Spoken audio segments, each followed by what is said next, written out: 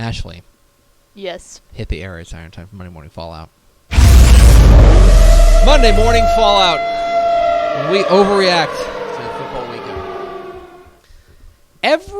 About twice a year this happens. About twice a year, we come in here, and we have to, gather up the wreckage and just, try to put this in a concise way. Mm-hmm. And here's the challenge for us today. We'll start with my 3 big thoughts. Thought number 1 is Kaboom. And we probably should have seen it coming because Thursday was so chalky. I think Thursday, because there were 17 or 18 games, and every one of them went pretty much according to chalk. Yeah. There were some that, Malakoff and Jefferson was interesting. Yeah. But Malakoff won. Mm-hmm. Right? There were games that were close or, interesting score lines, but, the teams that we thought were going to win, I think I might have gone perfect on my Thursday picks. Mm-hmm. Really, truly. And that's not to kiss my own butt. That was chalk. Let's just say it was super chalky. It was predictable, right? And then Friday rolled around, and it's not just that all hell broke loose, but it's all hell broke loose so much that there are upsets that I'm going to tell you about that you are finding out about for the first time. Mm-hmm. It was that robust across the state. For example, I think it's the easy place to start is 6A Division 2. Okay, because 6A Division 2, coming into the brackets, and we did bracketology together, I think, on 6A Division 2. And we looked at it and we go, okay, look, a lot of room for chaos here, but in the end, you got Longview over here, and you got Westbrook over here, and that's probably where it's heading. Could be fun, with other things around it, but let's be real. Yeah. Probably the favorite to come out of both sides of the bracket. Mm-hmm. And what was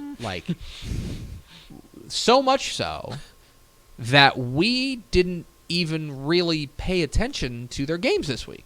Okay? They were not on our radar. Strake and Westbrook was kind of on my radar. Yeah. But every time you tried to talk yourself into Houston Strake Jesuit beating Beaumont Westbrook, you said, didn't we see this before? Boy, they played in week 3 and Westbrook beat them by 40. Yeah. You go, oh, maybe not. Yeah. Never mind. That's fine. But Houston Strake Jesuit goes and beats Beaumont Westbrook and beats them by 27? Yeah. 27.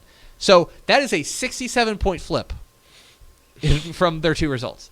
Shocking, right? Insane. But don't worry, we still got Longview. And Longview, because the weird thing is the computer kind of sniffed out that. They go, you know what? They had Westbrook as only a 3-point favorite in that game. Mm-hmm. And it was something's That's wrong weird. with the computer. Yeah. Right? Computer knows, guys. The computer, look, guys, but we do not need to worry about Longview, okay? Guys, Longview is taking on Jesuit. Yeah. Okay? Now, Jesuit's got E.J. Smith. Mm-hmm. Yeah, E.J. Smith's good. That's Longview. It's Longview. Right. They're 33-point favorites over Jesuit. Yeah. That's an actual fact. They were 33-point favorites. I'll let you finish this. And then Jesuit College Prep out of Dallas pulls the stunner. And suddenly, 6A Division 2 is blown to smithereens. Okay? If you're talking about who wins here, the winners here are Westlake, Denton Geyer, who had their own craziness on Saturday. Yeah. Mm-hmm. Spring Westfield, right? Spring Westfield's got to be the favorite, I think, in Region 2 now. But the other thing for me, and the thing that's maybe more interesting, is that I think this opens the door for a super weird title game. I think it is now not out of the ordinary, out of left field to say, hey, what about Amarillo, Tascosa, and San Antonio Brandeis for a title? Why not? Or whoever comes out of Region 3 now. Yes. Yeah. Cy Creek, Strake Jesuit, Katy Taylor, Humble. One of those is playing in a semifinal. One of them. That's a fact. Yeah. Meese commented real fast about Jesuit, and he said, in Michael Scott fashion, he said, maybe next time you should estimate me. Yes. I love that. But Jesuit and Strake pull off the stunners. But that's the thing, is that if that were it, it would be a crazy weekend. But you had Rockwall beating Allen 60-59 in just an unbelievable game. You had Denton Geyer mounting a 33-point comeback getting three onside kicks and coming back and beating Cedar Hill. Yeah, Fort Bend Marshall stopping I believe, last-second touchdown into the end zone Yes. against A&M Consolidated. Yes. Yes, and that was a ho-hum result. Yeah. Okay? Because the other ones, guys, Bernie Champion beat Port Lavaca Calhoun. I don't know if you know that. Okay? That happened. What else? What were the other big stunners? I kind of wrote them all down, or I tried to. See if I still got them. There's so many. The big game between you and I in our picks was Brandeis and Clemens. Right. And Brandeis pulls out a close win. Yep. Belleville beat Jasper. That's a team that Matt Stepp, I believe, had in the regional playing in the semifinal. Yo beat Dieball. Not an upset, I don't think, but like a crazy result. You go down to the 6-man ranks, by the way. Nueces Canyon beat May, which is a huge shakeup of the eastern part of that bracket. Brownwood came within a whisker of losing to Alvarado. They kicked a field goal to win it into the wind. It was 40-something yards. Yeah. It was a ludicrous. Joaquin beat Alto. Like, I know these don't seem like huge, but like it was just one of those nights where every time you checked the scoreboard, you were like, oh my gosh. Like, the what? Slack chat was off the charts. It was going So much fun. nuts. Yeah. So first thought's Kaboom. The second thought is Splat, and that's about college football. If only we had a soundboard. Look, this people who are that there are obviously some bright spots, right? And we're going to get to those bright spots. But overall, if you're looking at teams that we had high expectations for, like Texas, you're looking at teams like we had high expectations for, like North Texas.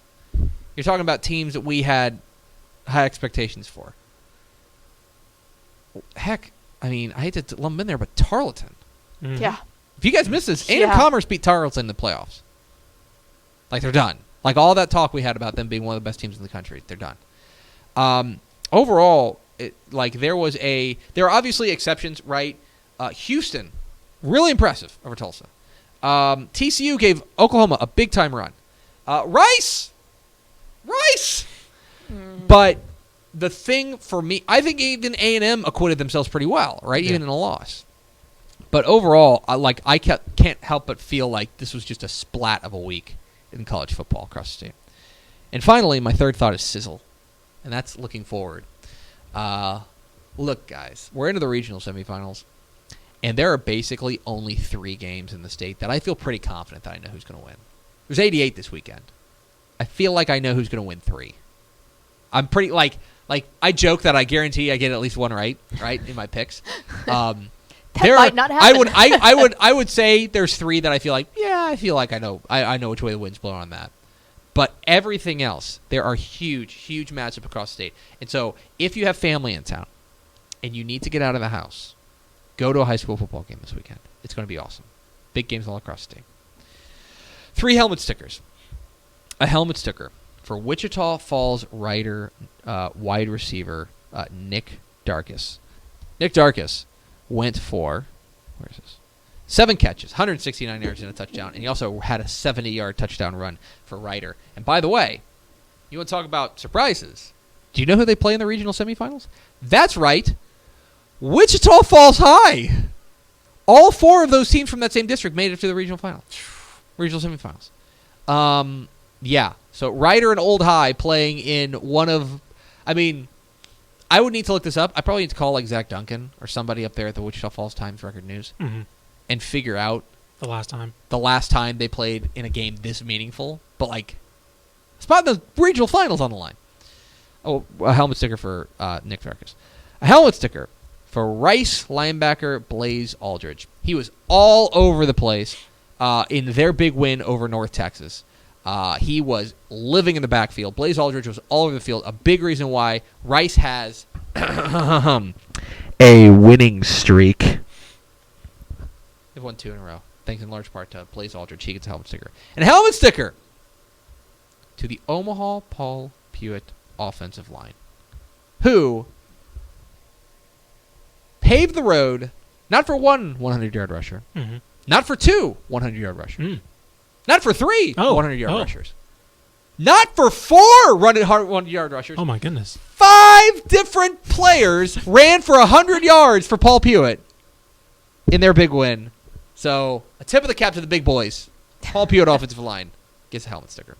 3 teams to watch. And these are 3 teams that finished 4th in the district that are still playing. Like Corpus Christi Veterans Memorial. Corpus Christi Vets beat San Antonio Vets. They are through to the regional semifinals, where they draw Corpus Christi Miller. And by the way, I tweeted this. That game's already sold out. It sold out within minutes today. That game is sold out down there at Buck Stadium. That is awesome. So start scalping. Check it out. I think I'm pro scalping high school football tickets. Are you? I think so. That's a tough. Is that even like? That's a tough thing to be in favor of. But I think I have the courage. Let me rephrase. Someone get this man. Let me rephrase. I think what I'm in favor of is high school football games getting to the point where scalpers have to step in. Where it's like I think this is the only way you get a ticket. I think I'm more in favor of sellouts. Right. Rephrase. There I'm you in favor go. of high school football sellouts. That sounds a little what I'm saying. better. Legal-ish. You're in favor of selling $20 tickets for $400. I'm not in favor of Get them while they're hot. Winsboro was like dead to rights and suddenly finds himself in a regional semifinal. They finished 4th in their district, and they're through the regional final. And Groover, like, talk about getting hot at the right time. Groover has gotten hot at the right time. They are through to the regional semifinals, and a team that you do not want to play right now. Groover is playing exceptionally good ball, their best ball of the year. Talk about getting hot. Groover is a team to watch. 3 to see. We actually have a question about this first one. Okay. You can say it first. It's Katy North Shore 2. This is obviously a massive game with huge state championship implications going down 4 o'clock Saturday at NRG Stadium. It's a huge game, just a massive game. And I will have my thoughts coming up here shortly. Do you have a question about it? Well, no, actually, I don't think the question makes sense now. It's on Saturday? I think so. No, Friday. It's on Friday. Ruben Rios asked if you had enough pull at Fox to replace the Bears versus Lions game with Katy versus North Shore, but they wouldn't be playing. I wish that we could do that. You know what kind of pull I have at Fox? 0.0. And that's only because they don't go into the negatives. Shiner and Refurio is a game we've been waiting, like, literally all year for. Oh, man, seriously. Like, literally, like, I think Stepp's going to try to be there. I think he's going to try to. Yeah. I know he's going to be in San Antonio, so he Shiner might. Refurio is, like, again, and we'll talk a lot about it over the course of the week, but a game that I'm straight up saying, like, the winner of this game is the favorite to win the title. Mm-hmm. Straight up. Yeah. Plain and simple. Yep. And we get Lone Star in Highland Park, too. I'll be there. This game is going to be fun. You were at the first one, right? Yes, and I will be there at this one as well. Oh, it's continuity. This is amazing and is going to have a huge... I mean, obviously, the way Lancaster's playing, I think they're going to have something to say about it. But if you want to talk about like heavy-hitting games, we're now to the regional semifinals. Every game is a banger. TexasFootball.com/playoffs.